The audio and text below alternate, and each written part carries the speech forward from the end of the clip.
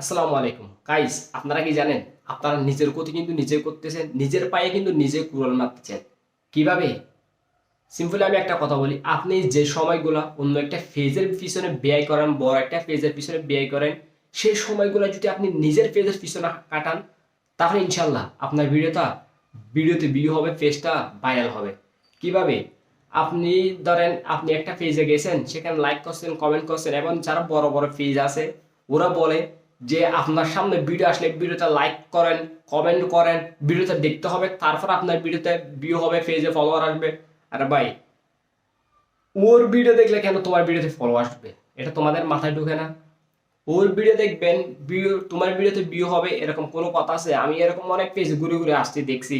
কিন্তু এরা সবাইকে ফলো দিচ্ছে, অনেকজন 6,000 7,000 মানুষকে ফলো দিচ্ছে, কিন্তু তাদেরকে ফলো ব্যাক করছে মাত্র 200 250 মানুষ। ঠিক তেমনই আমি যে কথাটা বললাম, আপনারা নিজের ফেজের পিছনে ব্যয় করেন সময়গুলা, নিজের ভিডিওর কোয়ালিটি ভালো করেন, নিজের ভিডিওগুলো ভালো করেন, এবং নিজেই ভিডিও বানান, অন্য পিছনে না করে নিজেই আপনার নিজের ভিডিও বানান। ইনশাল্লাহ দেখবেন শর্ট ভিডিও করতে করতে, লিস্ট ভিডিওগুলো করতে করতে ইনশাল্লাহ একদিন দেখবেন আপনার ফেজটা ভাইরাল হয়ে গেছে। আপনি সব বড় বড় ফেজ যারা আছে সবাই আপনাদেরকে মিথ্যা কথা বলে, আপনাদের ধোঁকা দেয়, কিন্তু আপনারা বুঝতেছেন না। একদিন ঠিকই বুঝতে পারবেন, কিন্তু কোনো লাভ হবে না, তখন সময়টা ফিরে যাবে। সো ভালো থাকবেন সবাই। ধন্যবাদ। আসসালামু আলাইকুম।